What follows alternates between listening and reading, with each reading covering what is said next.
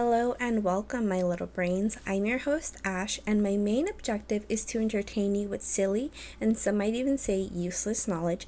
I like to think of it as more filler fluff for your pretty little brains, hence the name of the pod, Brain Fluff. In recent news, researchers have observed capuchin monkeys apparently kidnapping baby howler monkeys. After watching the footage, scientists deduce the monkeys are doing so simply for their own amusement. The article reads, quote, "On an island in Panama, a fad that one researcher called viscerally disturbing has recently taken off among a group of young male monkeys. These adolescents and juveniles have started to kidnap the infants of another monkey species, seemingly just for kicks. That's what scientists think after watching a bunch of male white-faced capuchin monkeys walking around with baby howler monkeys clinging to their backs." End of quote. For our first topic this week, we have naturally occurring eternal flames. I was scrolling through Reddit a couple of days ago and found a picture of a tiny flame behind what looked like a waterfall, and it was just beautiful. I decided to do a bit more digging, and I found that it is one of 10 naturally occurring eternal flames. Some places say there's 10, some say there's 7, some say there's 9. Some of these are more flames, some of these are not exactly flames, so I guess that's kind of why there's like that discrepancy. Anyways, eternal flames are exactly as their name says, flames that burn eternally or indefinitely. Naturally occurring eternal flames are flames that, whether they were lit by people initially or not, they continue to burn without any intervention other than nature, such as natural gas, coal, or volcanic gases. First off, we have the door to hell, or the Darvasa gas crater. The first flame is located in Turkmenistan, Central Asia, in the Karakum Desert. The door to hell was a natural methane gas field. The flame was initially lit in 1970 after a drilling operation went awry. Engineers were started on the process of extracting the methane gas due to the harmful effects it produces. However, not long after starting, the ground underneath them collapsed, taking the rig and camp underneath with it. While no lives were lost, there was now a large amount of gas being released from the crack, so engineers decided it would be safer to light the gas and wait for it to burn off, thinking it would only take a couple of days or at most a couple of weeks. But 55 years later, the flame is still burning. Next up, we have Centralia. This flame has been burning for 63 years, and guess what? It was also started by man. The town of Centralia, Pennsylvania, was home to many coal mines, one of which was abandoned and had been used as a garbage dump. In 1962, the town decided they would clean the dump, and the best way they could think of doing this was by lighting the trash on fire. This caused a fire to start underground, which then spread under the town. In 1980, sinkholes began to open up and carbon monoxide began to enter the homes of Centralia residents, making the town dangerous to stay in.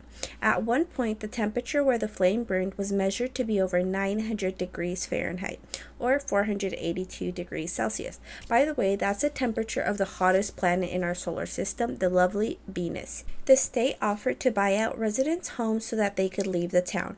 All but 62 residents took the offer. However, in 1992, as the town became more of a hazard, eminent domain was issued, meaning the residents were basically forced to sell their homes and leave the town. This left only 7 residents who were able to stay because they were getting a court order to be allowed to stay. Their homes, however, would not be allowed to be sold or passed down to anyone, obviously because they were trying to get everyone out of the town. Flame number 3, Smoking Hills. The Smoking Hills were discovered between 1825 and 1827 by Sir John Franklin during an expedition. He was also the one to name the hills. This flame is caused by lignite, or brown coal, and high concentrations of sulfuric substances, both of which ignite when they come in contact with oxygen. The chemical reaction has caused the hills to become shades of red, black, brown, yellow, and white. The flame has also altered the water in the area, creating toxic caustic ponds measuring 1 meter deep, or 3.28 feet. Surprisingly, however, these ponds are home to 14 species of acid-tolerant algae. These hills are accessible only by boat or helicopter as there are no roads nearby. Anyway, they don't receive much visitors since the area is highly toxic. Number 4, Eternal Flame Falls.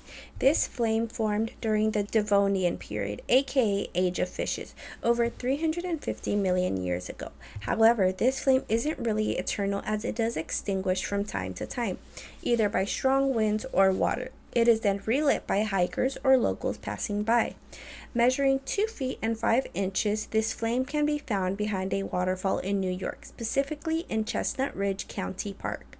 The flame is kept lit by natural gases escaping from cracks in the rock.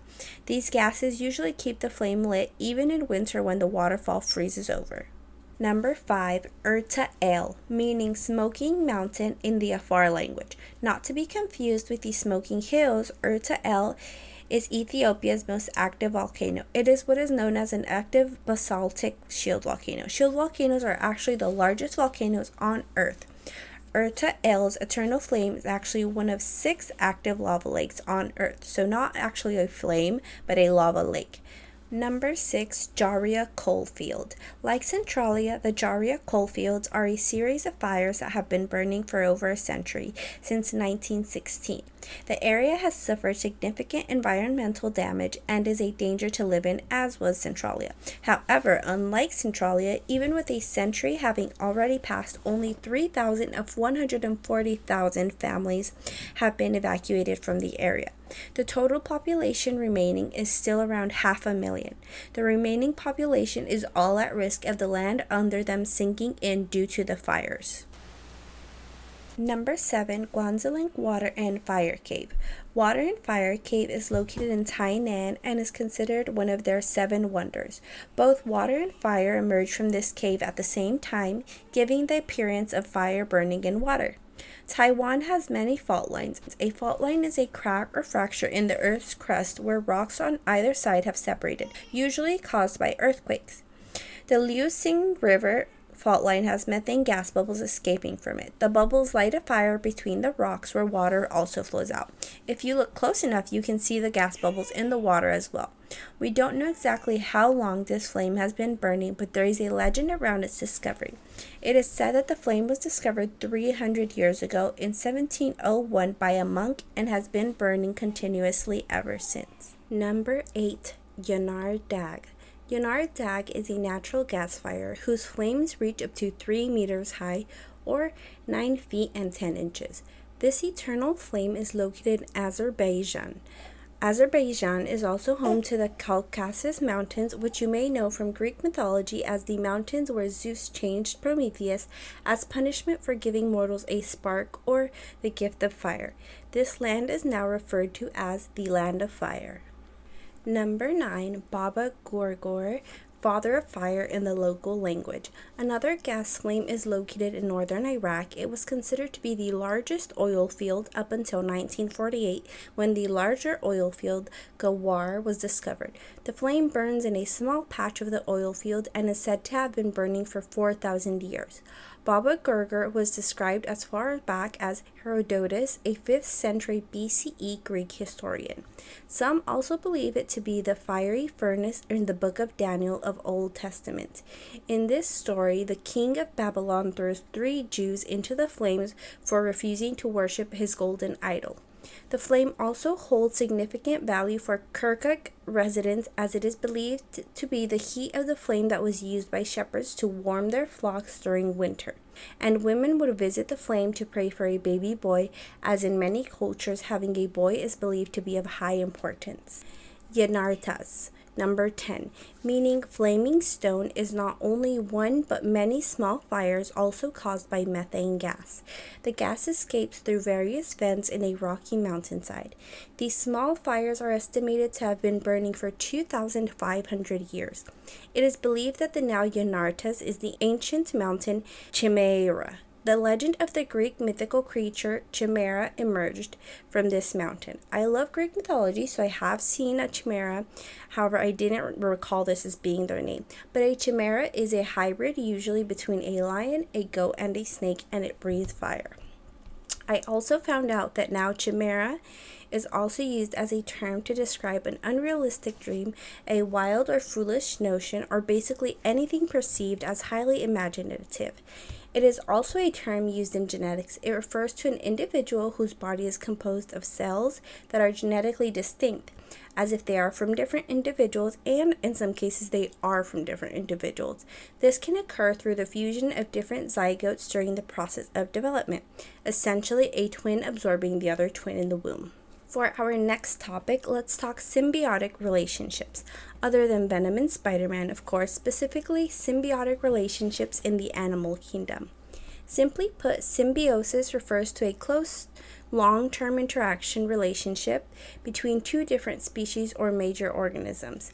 There are 6 major types: mutualism, where both organisms benefit from the relationship; commensalism, one organism benefits while the other is neither helped nor harmed; amensalism, neither organism benefits but one is harmed; parasitism, the parasitic organism benefits at the expense of the host; competition, neither organism benefits; mimicry, one organism benefits with no effect on the other. Today, I want to focus on mutualistic relationships.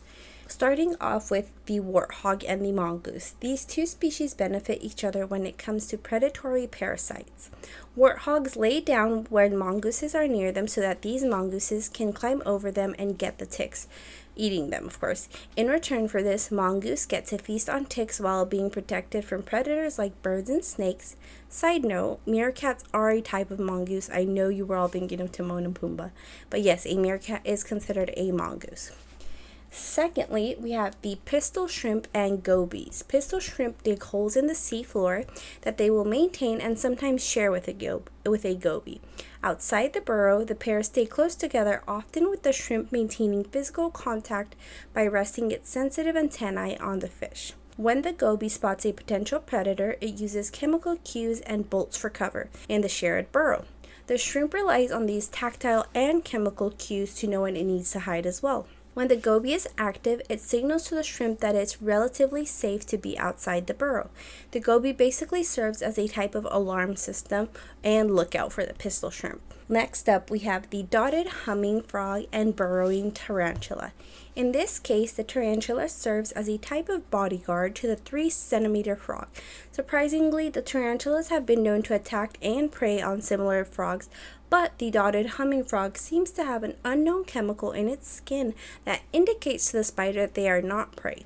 The frog benefits greatly from this symbiosis, as it can eat the remains of the spider's prey. It is provided with protection from predators and shelter. The spider is believed to benefit due to the fact that these frogs are what you may call ant experts, which allows them to protect the spider eggs from being feasted on by said ants. We also have 2 anemone relationships. This is probably due to the anemone's more plant-like nature, meaning it has less mobility and defenses, so it can benefit more from being with actual animals. First, we have the clownfish and the sea anemone. While sea anemone are usually a danger to fish, clownfish have a unique mucus layer that acts as a protective shield. This mucus is believed to either mimic the anemone's own mucus or lack the specific trigger that would normally activate the anemone's stinging cells. This allows the clownfish to use the sea anemone as a home and even lay their eggs near them to keep them protected. In 2008, scientists from Auburn University identified a new benefit from these relationships. As it has to do with poop of all things, their studies showed that ammonia-rich clownfish waste serves as a fertilizer for the anemone and helps them breathe, grow, and reproduce. This is important as anemones have no control of the flow or nutrient composition of the water that passes them by, and their passive feeding strategy means their diets can be imbalanced. Clownfish can help solve these challenges and keep their host anemone healthy. Last up, we have the boxer crab and the sea anemone. The sea anemone is used as a weapon by the boxer crab. The crab carries the anemone in its claws and waves it around, defending itself from predators. Basically, a crab with stinging pompoms. The anemone may also be used by the crab as hunting tools by using them to subdue and capture prey. The anemone benefits from this because by being carried by the crab, it becomes much more mobile. It also receives protection by being with the crab.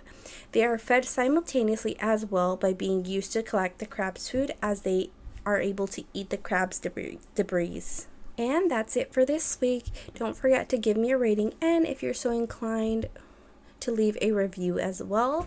That'll just help my podcast get pushed out a bit more, and then I can keep bringing you these fun episodes. See you next Friday.